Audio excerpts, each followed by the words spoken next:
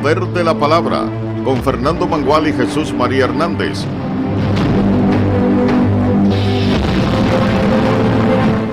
Buenas noches, República Dominicana. Buenas noches, mundo. Desde ahora y hasta las 12, el Poder de la Palabra por aquí, por Tele Radio América, canales 12 y 45, y todas las frecuencias digitales o ventanas digitales. Don Fernando Mangual, buenas noches. Buenas noches, Jesús María. Buenas noches, pueblo dominicano. Estamos en el Poder de la Palabra. En el Poder nuevamente. de la Palabra. Aquí, analizando y comentando, ¿verdad? Donde no se está, Fernando, analizando ni comentando, sino matando gente, es en Perú. Lamentablemente, Perú hoy está en un baño de sangre. 50 muertes violentas por las fuerzas públicas, alentada por el primer ministro del gobierno de Dina Boluarte y ella misma. Esta señora, la golpista principal, parece que olvidó la pasada experiencia que vivió la expresidenta de Bolivia, ¿verdad? Sí. Que se dejó llevar de unos guardias locos que hay ahí y quiso hacer y deshacer cuando se prestó para consumar el golpe de Estado que se le dio al presidente Evo Morales, y que ella hoy, consecuencia de esa locura que se adueñó de esa señora, hoy está cumpliendo 10 años de prisión en una cárcel pública de Bolivia. Entonces, ¿qué ha pasado, Fernando, en Perú? Tú que eres amigo de Pedro Castillo, y yo que desde aquí, de esta tribuna, siempre dije que no tenía confianza en Pedro Castillo, porque pensé que no tenía el liderazgo nacional, ni tenía las piezas de esas diversas clases sociales, y casi de índole feudal y medieval que coexiste en Perú. Yo que me opuse a que Pedro Castillo ganara, pero yo no votaba ni voto en Perú. Pero tú que defendiste a Pedro Castillo, porque eres amigo de Pedro Castillo, hoy yo te doy la razón. ¿Y sabes por qué razón te la doy?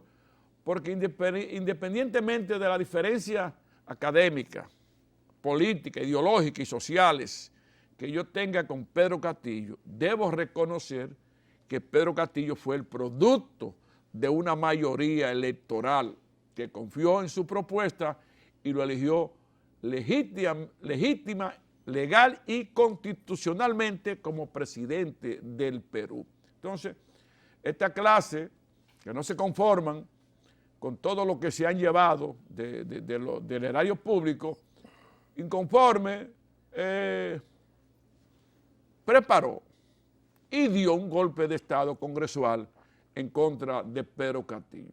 La consecuencia, Perú hoy está bajo fuego. Perú, como aquella película francesa de Jean-Paul Belmondo, arde París, ¿te recuerdas, Fernando? Sí. Hoy arde Perú y la consecuencia la está pagando el pueblo de Perú, porque ya hay gobiernos que están retirando sus embajadores y hay gobiernos que han dicho, como la presidenta Xiomara Castro, la esposa del presidente y amigo, con quien compartí varias veces, Zelaya, dice que no reconoce a la presidenta Dina Boluarte y por lo tanto la presidenta de Perú acaba de retirar al embajador de Honduras.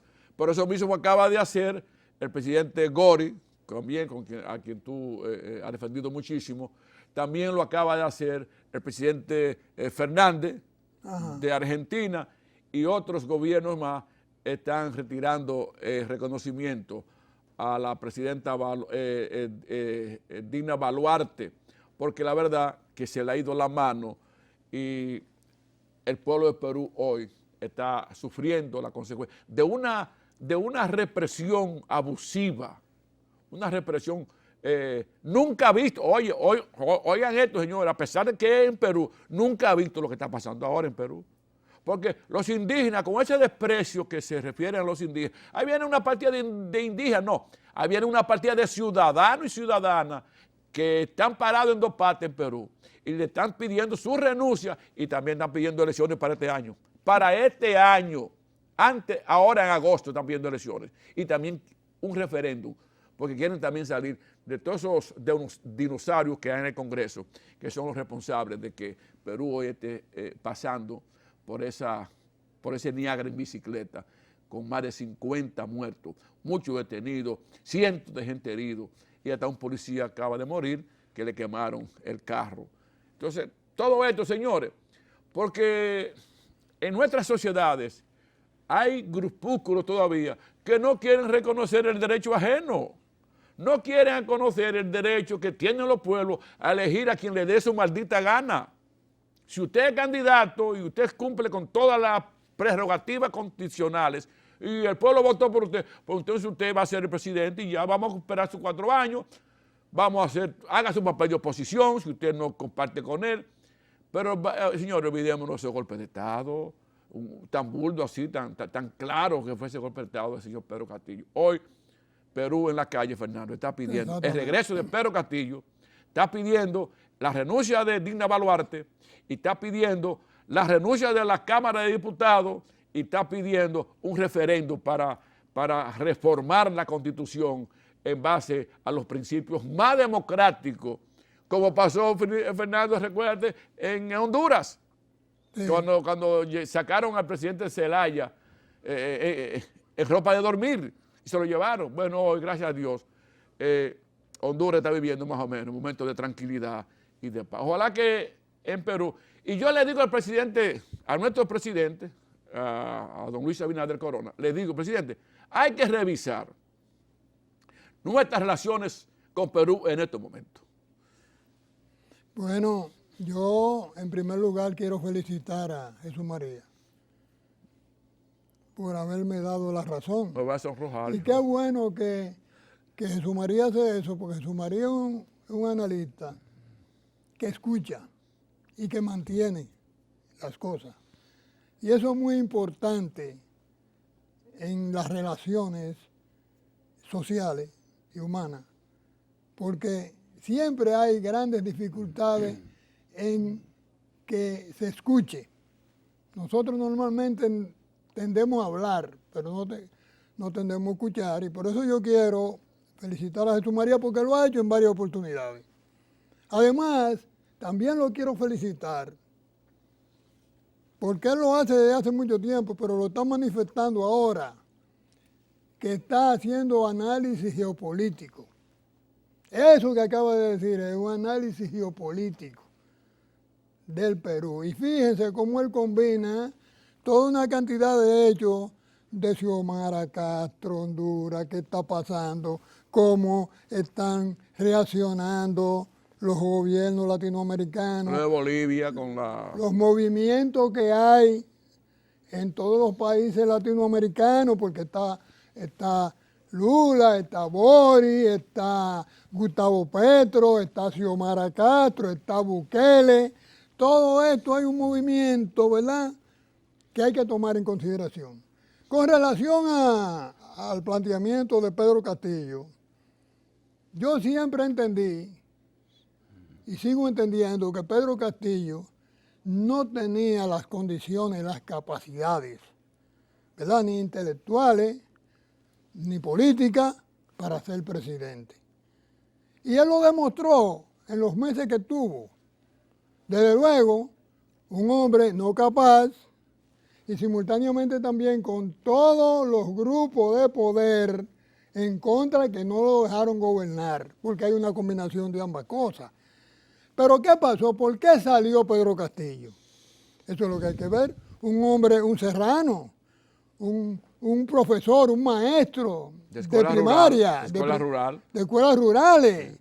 Y entonces no se veía en la encuesta nunca Pedro Castillo, y de repente Pedro Castillo salió con un 2% y ganó con un 19%, y después ganó a Keiko Fujimori, le ganó las elecciones.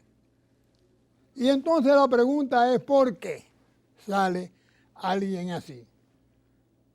Jesús María, el Perú en los últimos 5 años ha tenido 6 presidentes. Ser presidente. La mayoría presos. ¿Y qué pasa? Que nunca los gobiernos del Perú han hecho nada por todos esos indígenas que tiene el Perú, que es como un 40%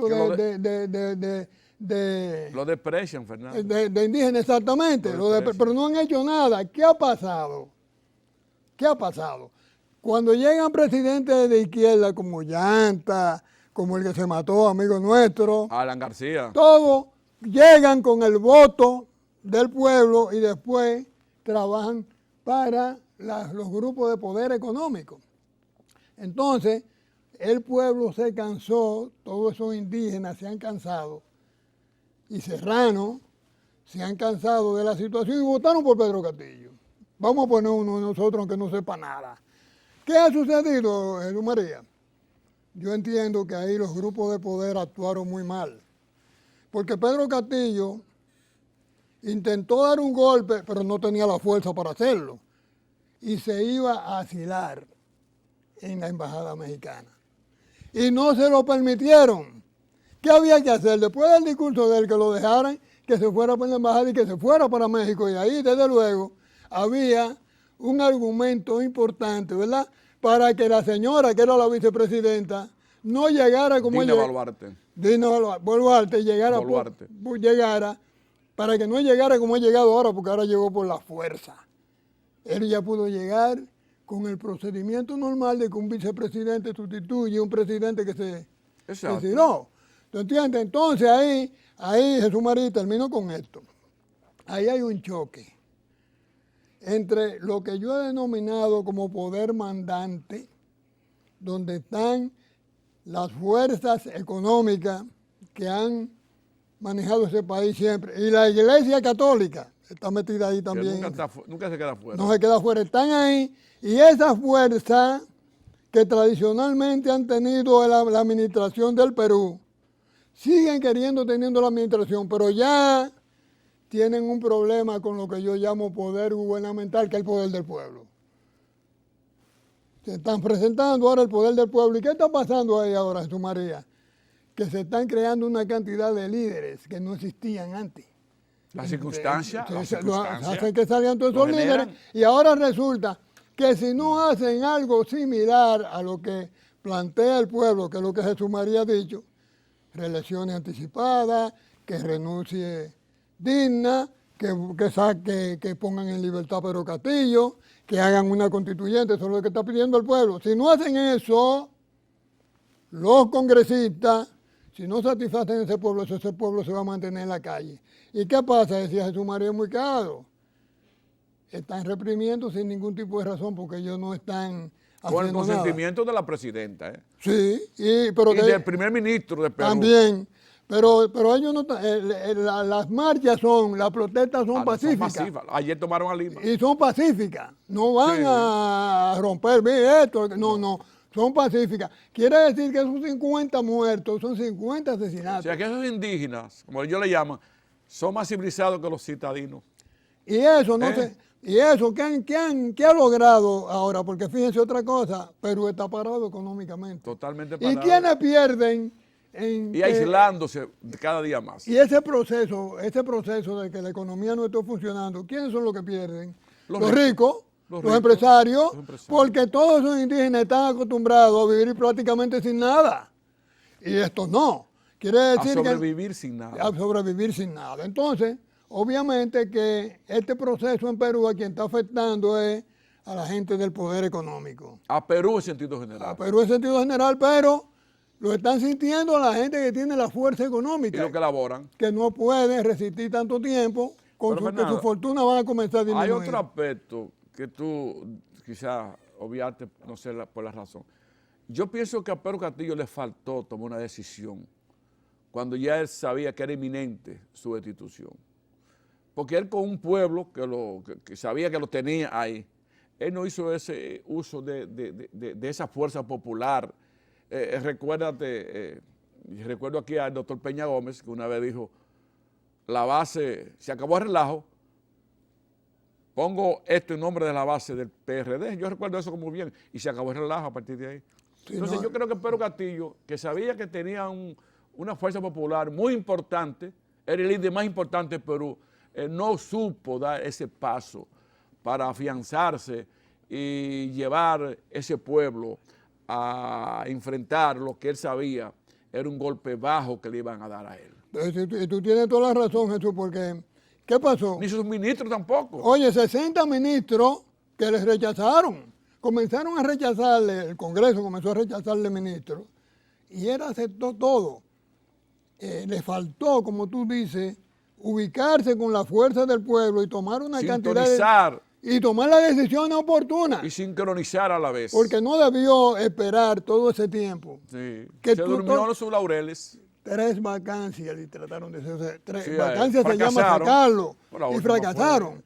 Y en la última también iban a fracasar. Lo que pasó fue que él se adelantó.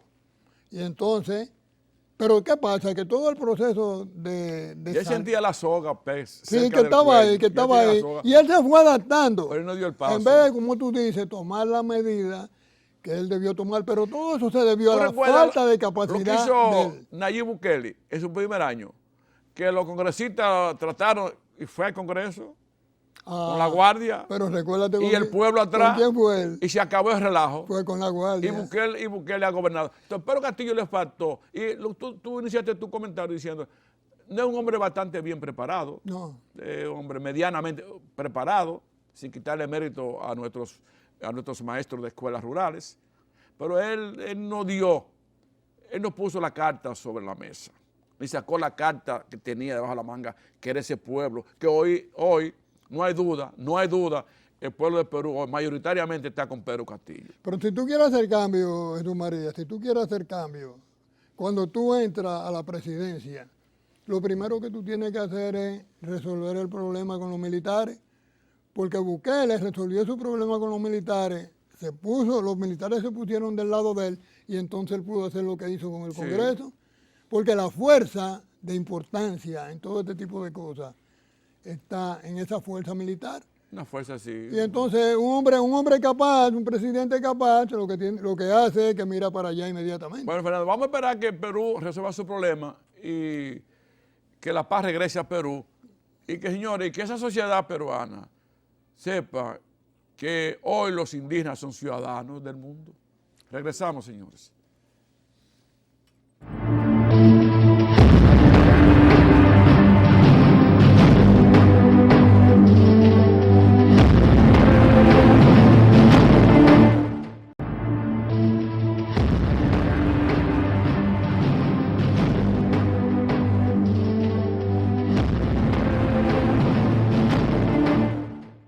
Mira, Fernando,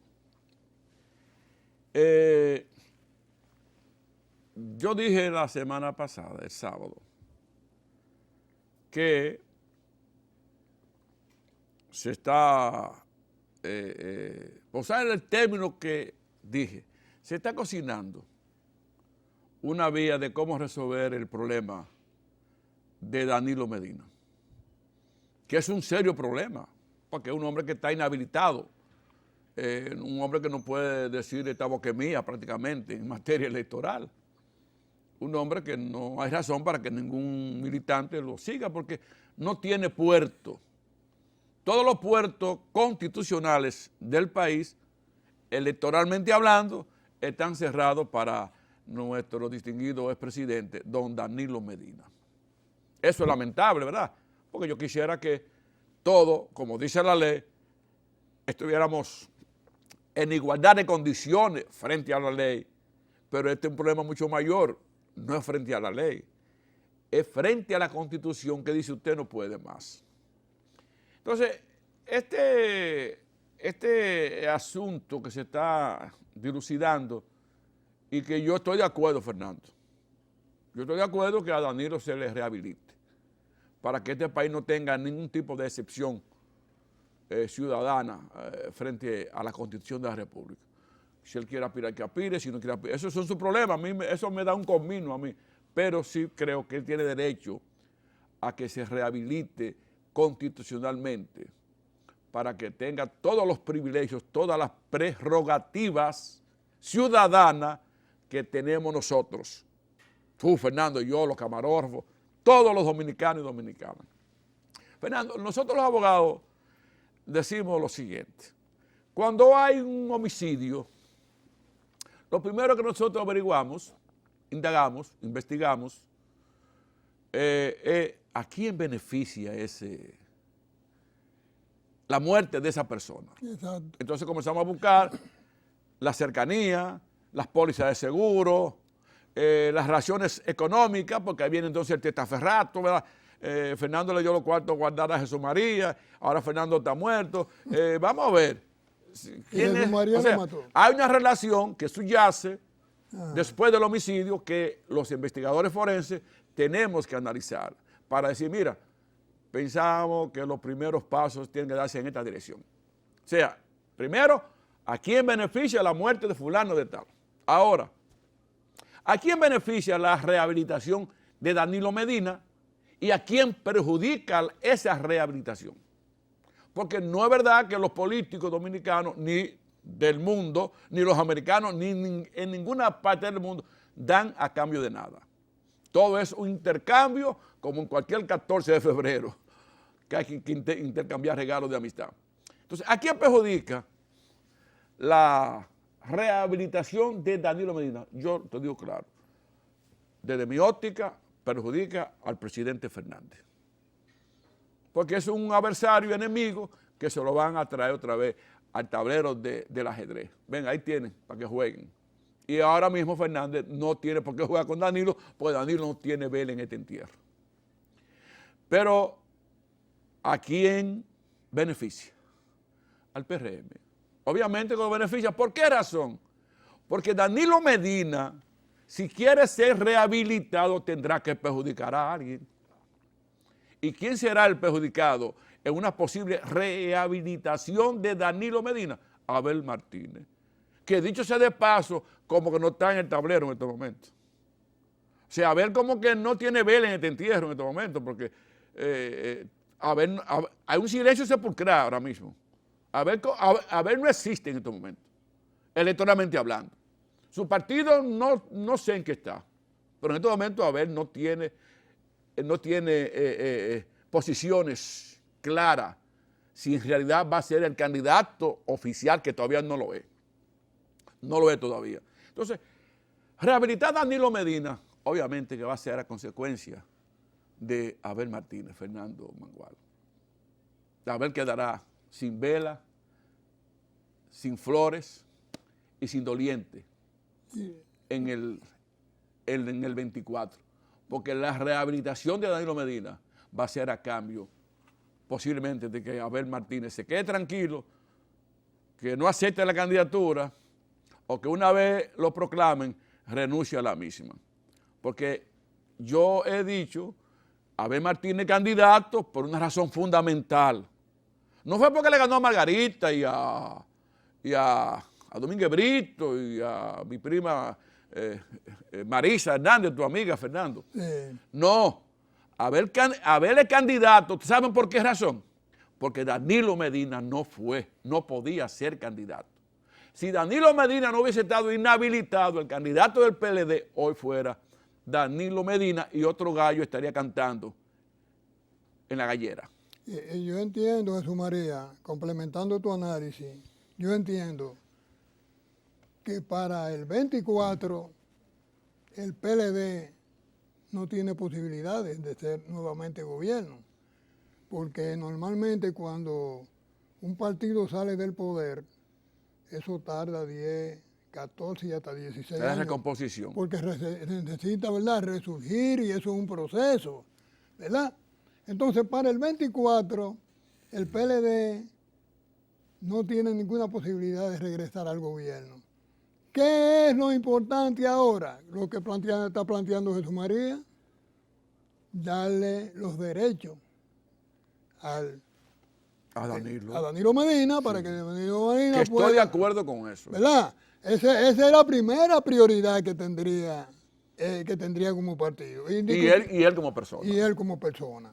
Y entonces, Ya él con sus derechos completos, a partir del 24, él puede jugar un papel de mayor importancia con su partido. El ave fénix. Exactamente. Y además con su partido ayudarlo más a avanzar, porque Danilo al final de cuentas es un estratega, un hombre de gran capacidad. Y un hombre muy decente.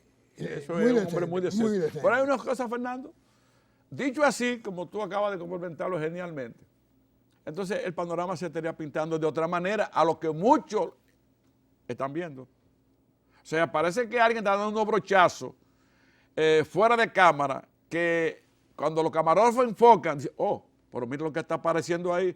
Entonces, si es así la cosa, entonces estaríamos hablando de que podría aquí haber una polarización otra vez. Sí, la va a ver. ¿Entre quiénes? La va a ver. Entre la Fuerza del Pueblo, Leonel Fernández y Luis Abinader, que sin duda será el candidato del PRM. Sí, a ojos vistos entonces, fíjense por donde nos estamos yendo nosotros. Pero si ustedes dirán, bueno, pero esas dos personas están ahí, no saben lo que están diciendo. Si Danilo Medina es rehabilitado, va a ser sacrificado Abel Martínez. Porque además, en el Cibao hay ya mucho, hay inquietudes, hay incertidumbre. Porque Abel, no sé si es porque no quiere, o no sé si es porque lo mandaron a callar, pero Abel no está haciendo nada, no está hablando nada. Entonces, si a Danilo es rehabilitado, va a ser a costa de Abel. Por eso te dije lo del homicidio. Cuando aparece un cadáver hay que buscar a quién benefició esa muerte. Entonces, ¿a quién va a perjudicar la rehabilitación de Danilo Medina? A Abel Martínez. ¿A quién va a beneficiar? A Leonel Fernández. Porque Leonel Fernández va a ocupar ese espacio que va a quedar desierto por razones muy obvias, que hay una persona que tenemos que sacar. Lázaro, hay que levantar a Lázaro. ¿Quién es Lázaro? Oh, Lázaro es Danilo Medina en este momento. Pero una victoria pírrica para Leonel. Bueno, una victoria pírrica porque primero no va a depender de él. No está en su mano producir esa victoria, sino va a ser como una carambola. Te va a tocar a ti por razones históricas.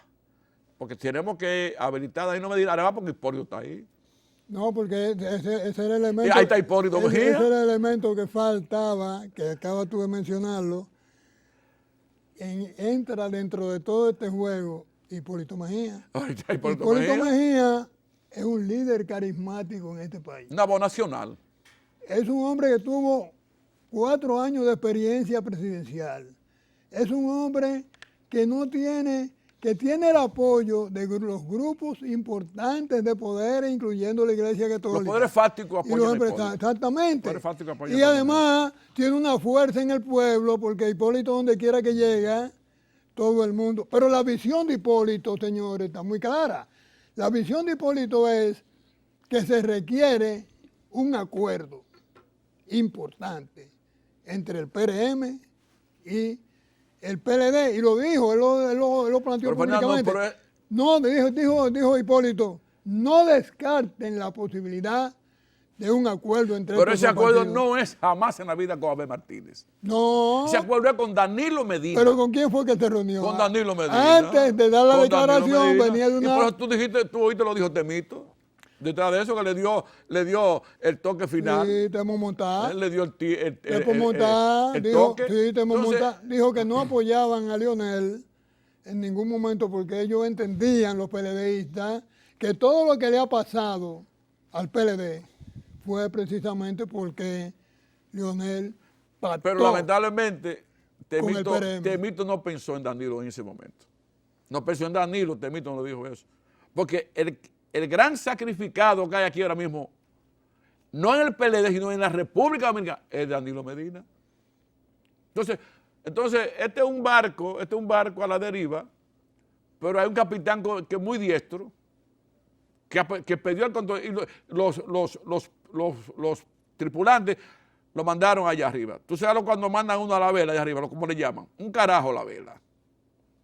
Pero ese carajo a la vela hay que bajarlo. Porque el único que puede estabilizar el PLD es Danilo Medina. Y no tiene ningún tipo de fuerza en estos momentos, porque no puede ser candidato a nada.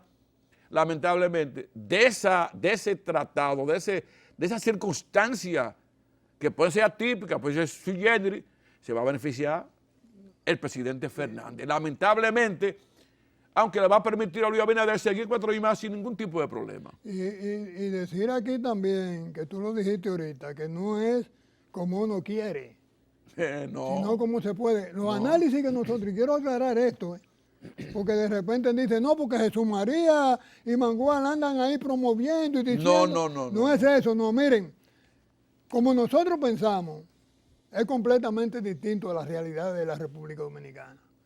Para ser objetivo y racional en los análisis, hay que hacer los análisis sobre las realidades del país. No es solo lo que Jesús María piensa y lo que Fernando Mangual piensa. Yo pienso de manera muy distinta a lo que son las realidades de la República Dominicana. A lo mejor una utopía. A lo mejor yo soy un utópico. Yo pienso, tengo un plan, tengo una estrategia muy distinta a la realidad de la República Dominicana en función de transformaciones. Eso no es lo que se está dando aquí. Aquí estamos hablando de realidades, analizando las realidades. Y de posibilidades. Y de posibilidades. Porque estamos viendo después de la objetivas. Después de la ¿verdad? Pero eso no quiere decir que tú y yo No, jamás en la vida. estemos promoviendo una cantidad de hechos dentro de esta línea. Es lo que nosotros entendemos en los análisis de la realidad y de informaciones que tenemos. Entonces, fíjate, en la medida que se da lo que estamos analizando, a ver si ha ido disminuyendo, Danilo ha estado creciendo en lo personal, una vez rehabilitado, ya, a ver qué quedaría fuera de circulación. Entonces, eso le daría posibilidad a Leonel Fernández, ante lo que sucede con Abel, la militancia de ese partido podría decir, bueno, pero vamos a ver a Leonel Fernández ahora. Pero que hay otra figura que también entraría en el juego, que se llama el ingeniero Miguel Vargas Maldonado.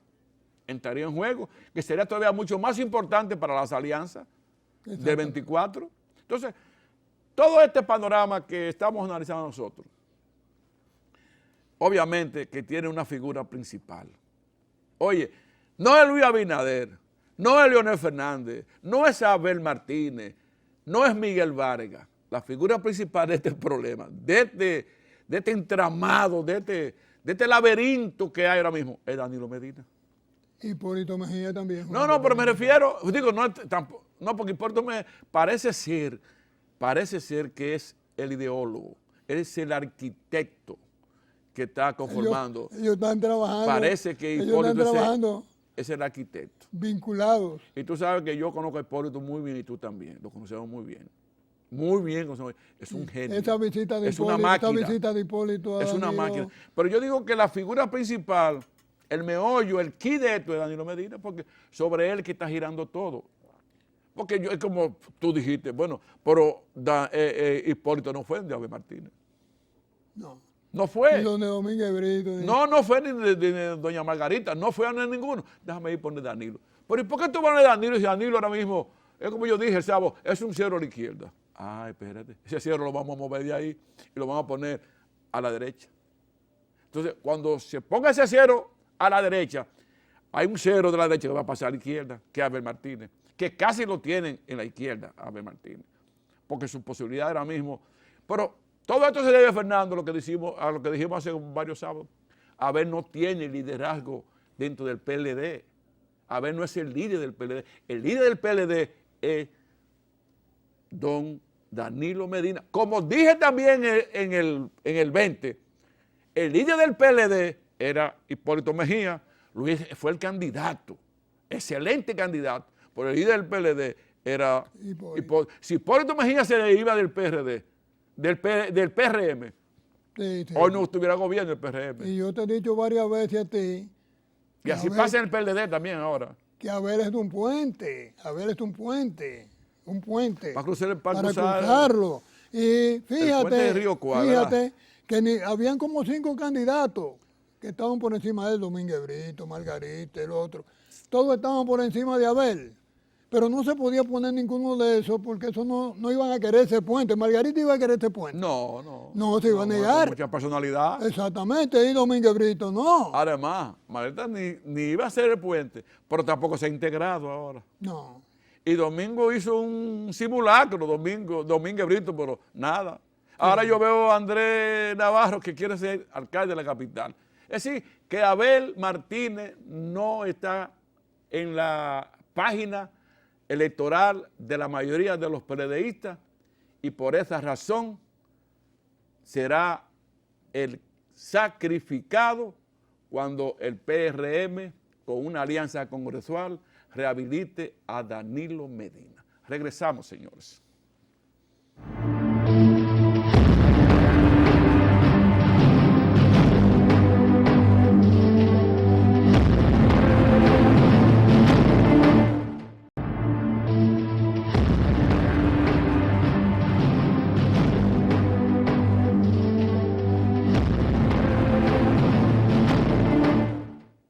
Fernando, yo recuerdo cuando yo escribía para el periódico Hoy, que siempre iba a llevar mis artículos a Grimilda, que era la secretaria de Cuchito, ¿verdad? Ajá. Y Cuchito, un día yo dejo un artículo. Grimilda, dile a don Cucho que no le traje casabe, que yo siempre le tenía casabe de mano a él. Y Jesús María, pasa por aquí, y entro. Siempre un genio. Porque las cosas que hacía Cuchito, todavía aquí mucha gente no lo ha dicho. Y yo aprendí muchas cosas de él cuando yo escribía para el periódico, que gracias a don Pepín Corripio, que me permitieron escribir por muchos años. Mira, me dijo esta palabra. Yo dejé el artículo donde Grimilda, pero me iba. Y entonces me llamé, porque el timbre de mi voz él lo identificaba. Y entré hacia, dice, mira, Jesús María, cuando tú escribes un artículo, no lo modifiques, porque entonces tú estás modificando el pensamiento. Me dijo él a mí, Cuchito. Entonces yo los artículos míos los escribía en cualquier lugar, lo escribía y lo llevaba. Eso lo digo a propósito del difamador, que me gané premio de mejor articulista con el difamador. Entonces, yo digo estas cosas ahora, porque yo leí un artículo, no voy a decir quién lo escribió, es un amigo, sobre la guerra de Rusia en Ucrania, que lo leí 2 o 3 veces, a ver si le podía sacar algún contenido que me llevara a mí a algún tipo de realidad. O sea, no pude contextualizarlo, no lo pude hacer, Fernando. Y para mí es un artículo totalmente fuera de contexto, porque no reflejó la realidad que está pasando en Ucrania en estos momentos. Bueno, sucede, Fernando, que la guerra de Ucrania está llamada a dar un giro de 180 grados en las próximas horas, en los próximos días. Quizá en este momento que tú y yo estamos aquí en este prestigioso canal de Tele Radio América, ya se esté produciendo ese giro de 380 grados, dada la decisión de los alemanes que durante 3, 4, 5, 6 meses se mantuvieron renuentes a entregar los tanques Leopard 2, hasta que Estados Unidos entonces anunció la entrega de 31 tanques de los Abrams. 31 tanques. Son los tanques más modernos de la tierra en este momento y no son tanques defensivos, Fernando, son tanques ofensivos. Que esto fue lo que el presidente Putin siempre decía, que si Occidente entregaba armas ofensivas, entonces Rusia iba a responder con contundencia. Porque lo que Occidente ha estado enviando a Ucrania son armas defensivas, armas que apenas alcanzan 80 kilómetros, pero las armas que está enviando ahora, como son los antimisiles Patriot, son ofensivos porque pueden recorrer 700 kilómetros. O sea, pueden llegar al corazón del Kremlin. Entonces, el Kremlin ha respondido. Y el Kremlin dice que Occidente es parte de la guerra ya. Los críticos de Putin están aprovechando la situación para decirle a Putin que ya deje de estar hablando de operación especial, que ya Rusia está en guerra. Se prevé que pasado mañana el Kremlin va a firmar un decreto llamando otra vez a reclutar a 150,000 nuevos rusos. Pero ¿qué sucede? los rusos se están yendo, los jóvenes se siguen yendo y otros tienen una serie de excusas para no ir a la guerra porque en estos momentos se habla de 117,000 muertos en Ucrania, soldados rusos, y de una pérdida millonaria de blindados, de aviones, hasta barcos han perdido, el barco emblemático, el Moscú, ¿verdad? Entonces, esta guerra, Fernando, con esta posición de Occidente que involucra ahora a Polonia, que dijo, no, nosotros vamos a dar los tanques Leopardo. 2. Hungría, que también se decidió a mandar los tanques, va a tomar un giro y este giro podría ser al uso de armas no convencionales. Armas atómicas en primer lugar y en segundo lugar, Fernando, que sería la fatalidad del mundo, las armas nucleares que pueden llegar en cuestión de 21 minutos a cualquier parte del mundo. Rusia ha estado fantameando con esto. En la Casa Blanca, en el Parlamento de Estado, hay un analista, un ex general que dijo, bueno, Rusia, el Kremlin duraría 15 minutos sobre la tierra después que comience una guerra nuclear. O sea, pero a mí no me importa el Kremlin, a mí no me importa Washington, a mí me importa República Dominicana. Nosotros que no tenemos ese entierro, seríamos también parte de esa destrucción masiva si esta guerra alcanza esa escalada y se llega a lo nuclear. Bueno, yo en lo personal estoy de acuerdo que tanto Estados Unidos como Alemania, Hungría, Polonia ayuden a Ucrania, porque tampoco puedo permanecer callado frente a esta masacre de civiles que ese bombardeo desproporcionado de Rusia ha causado en Ucrania. Pero vamos a esperar, ahí están los cerebros militares, los estrategas militares, que decidirán qué es lo que más le conviene al mundo. Yo pienso que la paz, pero la paz está muy lejos del alcance mío. Y vamos a ver qué opina Fernando. Vamos a ver. Esto es muy delicado. Felicitarte nuevamente, Jesús María, porque seguimos con la parte geopolítica. Fernando, a mí no me felicites tanto. Que la mayoría de los políticos dominicanos creen que República Dominicana es una isla y que no hay que ver para allá. Muchas de las decisiones que se toman aquí vienen por decisiones de afuera. Y no solamente en República Dominicana. Y desde allá vienen aquí. Exactamente.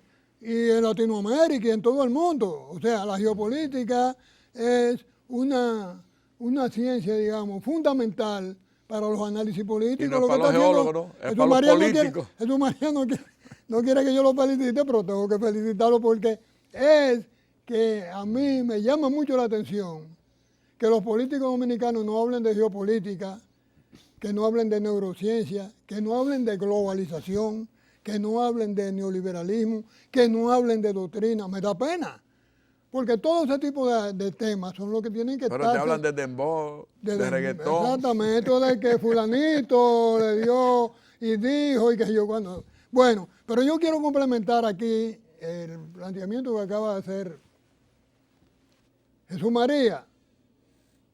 Las guerras tienen una causa. Eso no está en el aire. O sea, Ucrania ha sido un instrumento de guerra, un instrumento planeado de guerra. ¿Por qué? Eso es lo que hay que ver. Y es una guerra que se está dando desde hace mucho tiempo entre la OTAN, que son todos los países europeos, a la cabeza de Estados Unidos, y Rusia. Nosotros no podemos pensar que una provincia como Ucrania, que una provincia Ucrania de Rusia, puede echar un pleito de 600,000 kilómetros cuadrados. Sí, pero estamos hablando del país más grande del 40 mundo. millones. El país más grande del mundo, estamos hablando, 17 millones ¿verdad? tiene. Entonces, y eso era una provincia prácticamente de Rusia. Y Rusia con Estados Unidos van a la cabeza en el plano militar y de tecnología, de armas. Entonces, ¿por qué? Hay que preguntarse, ¿por qué Hungría ha podido mantener esa guerra? Si ellos... Ucrania. Ucrania, escúcheme, Ucrania. Gracias por la... Ucrania, ¿por qué ha podido mantener esta guerra? Bueno, por las ayudas que le están dando Sí, de Occidente, manera permanente, Occidente. Occidente. Sí. Ahora, ¿qué busca Occidente? En el 1992, los tanques de pensamiento en los Estados Unidos, se dividió la Unión Soviética, pero quedó Rusia. Y se fueron dio el muchos. acuerdo de Minsk. Y entonces, ¿qué pasó? ¿Pero qué pasó ahí? El tanque de conocimiento le dijo en Estados Unidos, señores, no es verdad que esos paisitos se han ido y que Rusia no sigue siendo una entidad fuerte y además, como siempre se ha pensado, peligro para Occidente.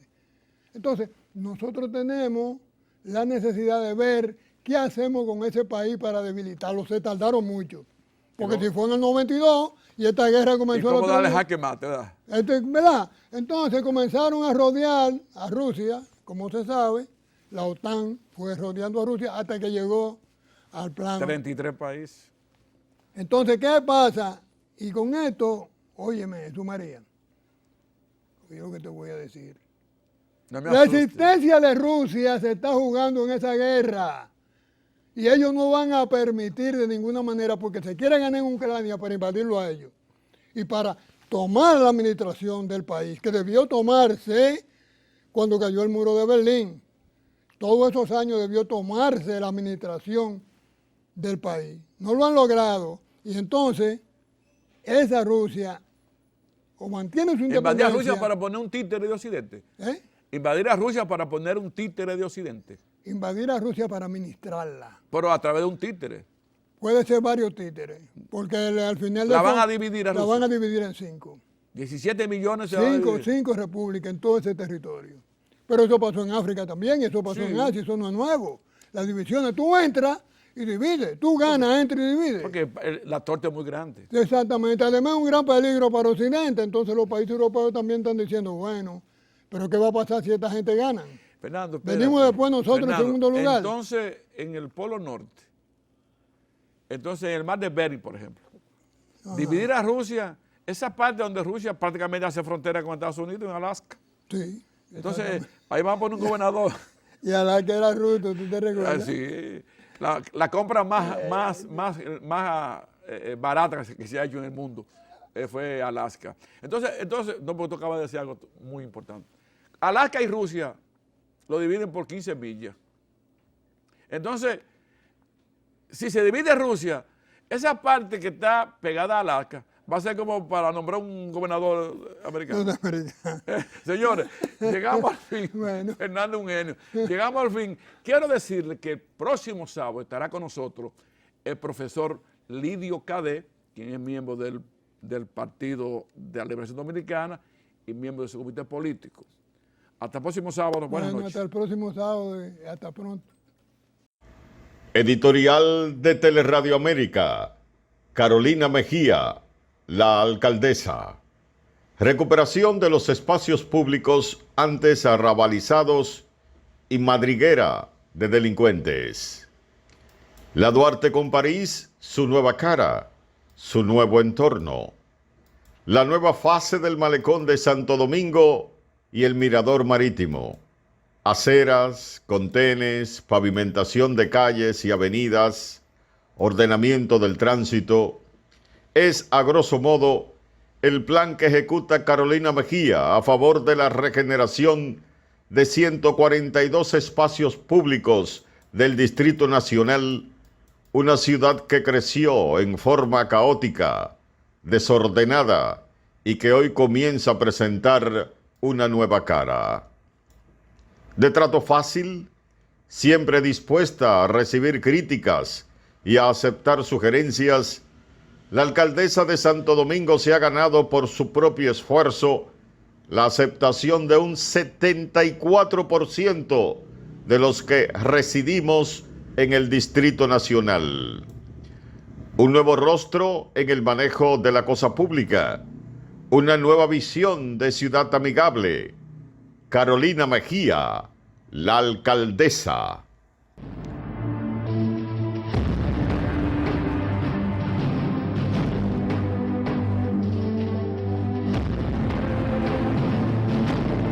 El poder de la palabra, con Fernando Mangual y Jesús María Hernández,